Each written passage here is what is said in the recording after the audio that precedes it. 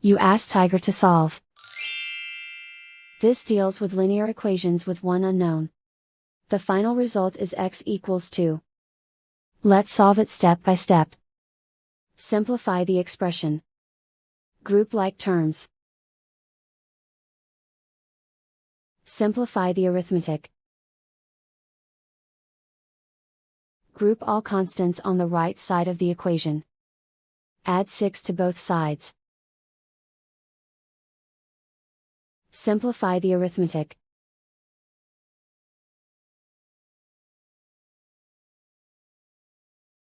Isolate the x. Divide both sides by 3. Simplify the fraction. Find the greatest common factor of the numerator and denominator. Factor out and cancel the greatest common factor.